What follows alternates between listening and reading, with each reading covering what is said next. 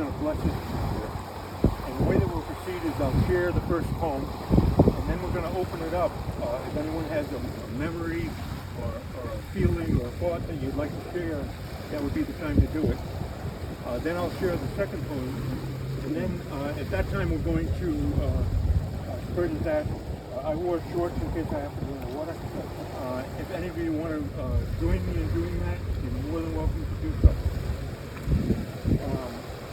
I had the honor and opportunity to write a obituary, and I'm not going to repeat all those things about Billy. All of you know him very well. And the one thing that I do want to say is that I was blessed to have him as a friend for almost 7 decades. I started in first grade, and we've got at least a couple of classmates from first grade here today. And I'm thankful for that friendship, and I'll miss it. I'm going to let the first poem speak for itself. I first heard it at David Eaton's funeral. David Eaton was a good friend of both Billy and I. I later found out that this poem was recited at Jackie Kennedy's funeral. It came from one of her favorite poets, the Greek poet Constantine Therapy. And I'll let the poem speak for itself. It's called Ithaca. As you set out for Ithaca, hope your road is a long one, full of adventure and excitement. Lastrygonians, Cyclops, angry Poseidon, don't be afraid of them.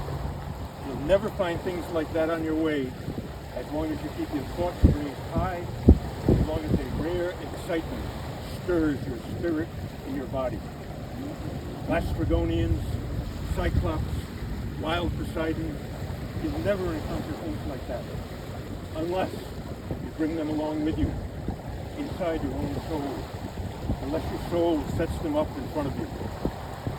Hope your road is a long one. May there be many a summer morning where with what pleasure, what joy you come into harbors, seeing them for the first time.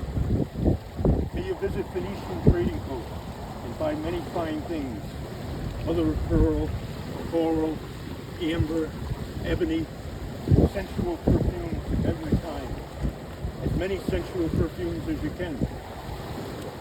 May you visit Egyptian cities and learn again from their scholars. Keep Ithaca always on your mind. Arriving there is your destiny. But better if it takes years to reach the island, and you are old by the time you arrive, wealthy with all you have gained along the way and not expecting Ithaca to make you rich.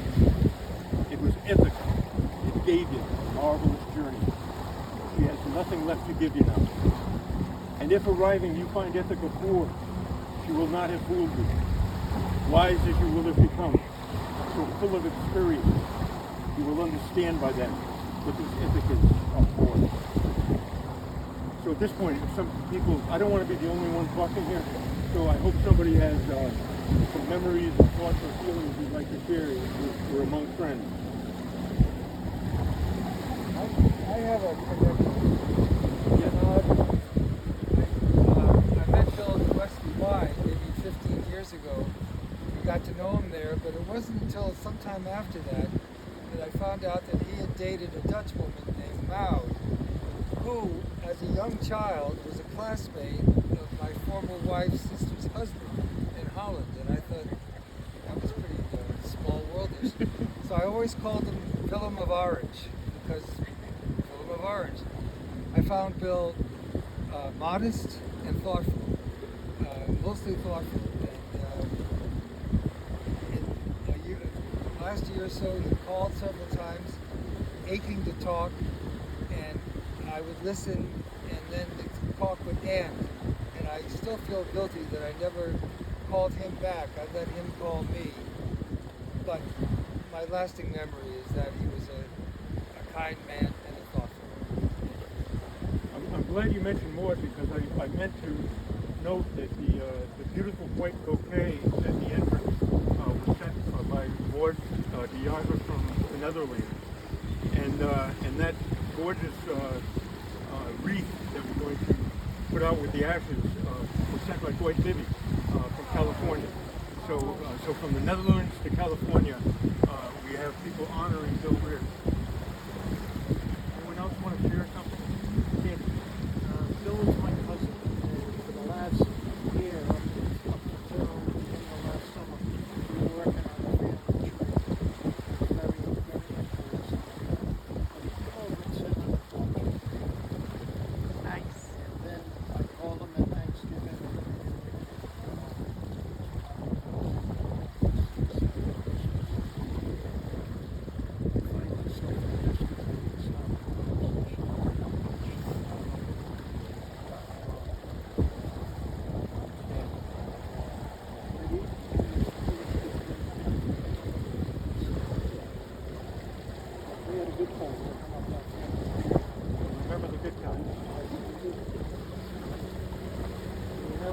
We'll share something, yeah.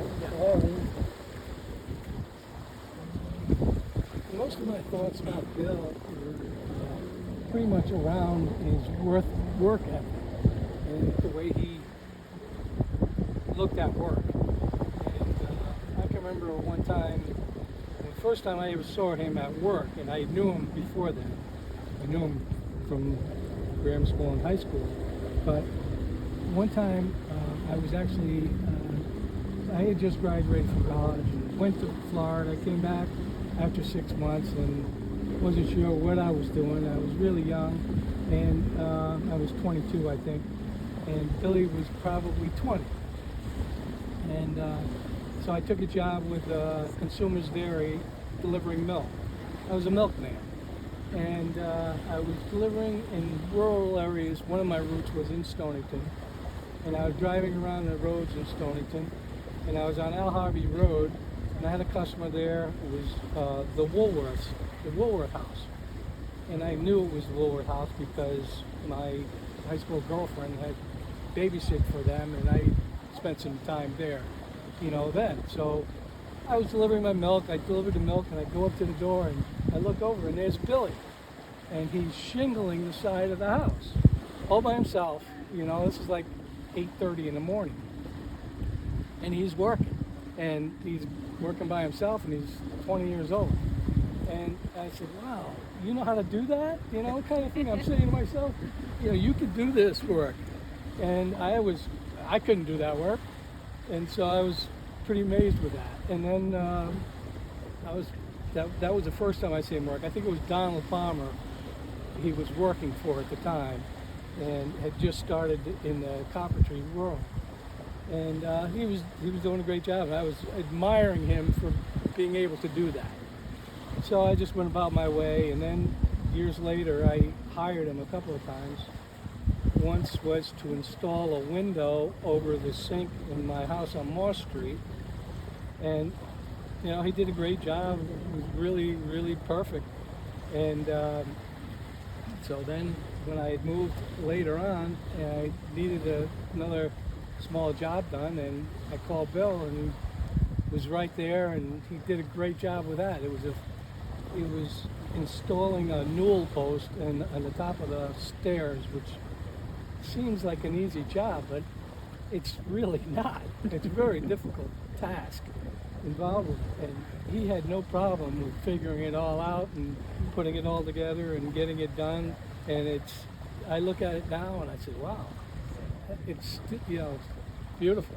Nice. So I just think about Billy and his work ethic and the way he really approached his work. It was all very detailed and exceptionally done. And that's about all I can say about Bill. He had an annoying habit of being good at everything.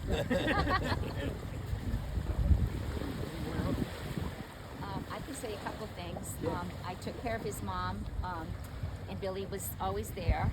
He was very good to his mom. And then after she passed, he texted me out of the blue, and I called him back, and he wanted to know if Elizabeth was home, Elizabeth Campbell, who he dated in high school, because he saw a young woman at her parents' grave in Stonington.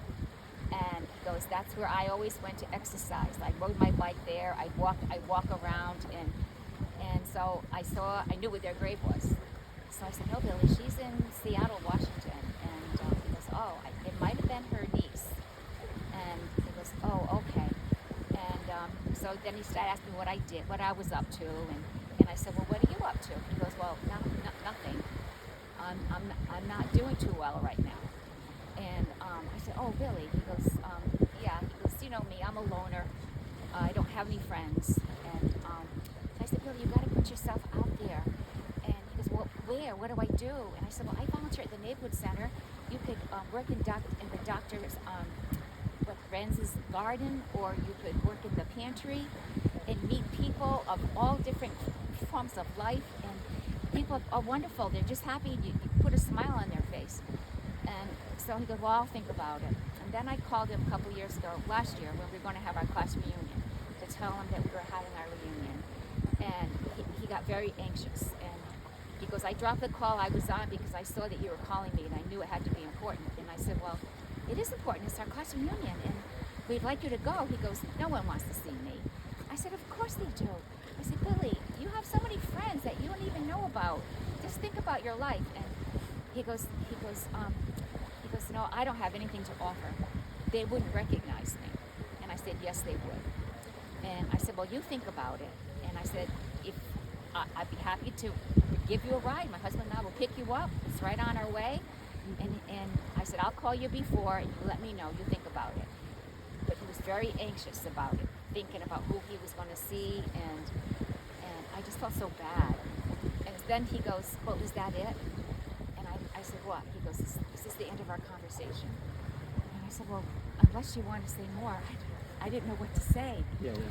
And I just felt so lost. And his doctor was retiring. He needed to find a new doctor. And I said, Billy, this is really important that you take care of yourself. You've got to. And he goes, I tried that. I tried medicines. I tried therapy. Nothing's helped. And I said, well, someone's out there to help you, Billy. You just have to find it. And then I feel guilty that I didn't think about Wood River because they would have accepted him, but then he would have needed transportation. Then they provide transportation. So I don't know. I felt very upset about that. Yeah.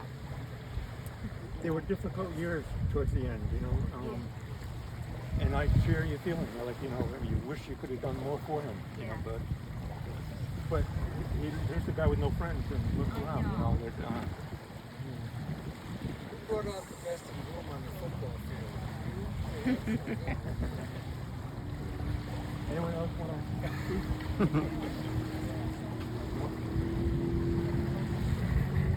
Well, the second poem that I want to share with you is a poem called He Has Decided to Row Across the Atlantic. And the reason I chose this poem is something wonderful happens to the guy that has decided to row across the Atlantic. And that's what I wish for Billy now, that there's something wonderful happens to him now that he's in the afterlife, whatever he is, where he's going. And the imagery of it, you know, like rowing across the Atlantic. Some of us here have roots in Ireland, in Port McGee and Valencia, so I like the idea of him rowing across the Atlantic. So I would like you to join me in visualizing this, and because it might help that something wonderful to happen. So imagine, if you will, visualize that you came here expecting to bring Billy's ashes into the water and to say goodbye, and you're shocked when you get down here that Billy's here. And not only is he here, but he's put back on all that weight that he lost. And he looks like he's been working out again. And he's got this boat that is a big-ass rowboat. And it's beautiful. It's got sleek lines. He's used all of his woodworking skills to make this boat. The boat looks like it could be an exhibit at the Mystic Seaport. And he's going to row across the Atlantic. Bill has decided to row across the Atlantic. The boat is ready. He has food and water for 2 months. When he pushes off, a young woman appears with black hair, more beautiful than any he has ever seen. She says, "Take me along." He knows it's the right thing to do. The food will be enough for both of them. He does not speak. She gets into the boat. The people on the shore cry and cross themselves. Soon, he notices how she helps with the rowing. Silence is her strength. She talks to the fish and they jump into the boat. She reads the sextant and she tells him direction. She articulates his thoughts and he thinks new thoughts. Her strength is like a sail, converting all winds into forward motion. He watches her while he rows and he does not tire. When they sight Ireland, his eyes are healed by the green. No one had expected him this soon. It is calm, and he rows the last strokes with his back to the island. When he lands, he's alone. He had almost expected it. He knows, however, that she will never leave him. He knows this more certainly than he has ever known anything. Every day, he lets her name melt on his lips, and it nourishes his whole being. Let's put Billy out to sea.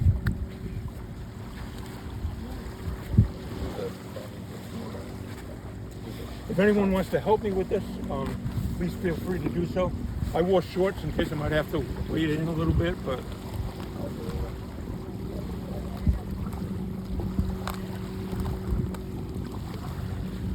Remember that you want to and just not once dropping. we've accomplished this, final things I have a question I'd like to share with all. I want to remind you, you want to save a little bit for Joe Donahue. Still here? Joe, You gonna help? Want to help a little bit? did you want to help with that? No, I'll do it. What do you want me to do? You wanted to share a little, save a little bit, tiny bit, right? I'd have Can to you, put it can in. you do it and leave it? I'll leave a little Leave, bit. Yeah. yeah, like a pencil. Okay. Well, I was thinking, I understand now where you're coming from. I remember now when I said, You want to do? I'm I on the, had the idea that the beautiful white bouquet of flowers that Maud sent from the Netherlands Yeah. could go to the cemetery as well oh, and be placed with his parents. that's a good Okay. idea. Yeah, I can do that. So, I want to just throw these in there. take the foil off, right? Take the foil, yeah. Oh, yeah. Okay.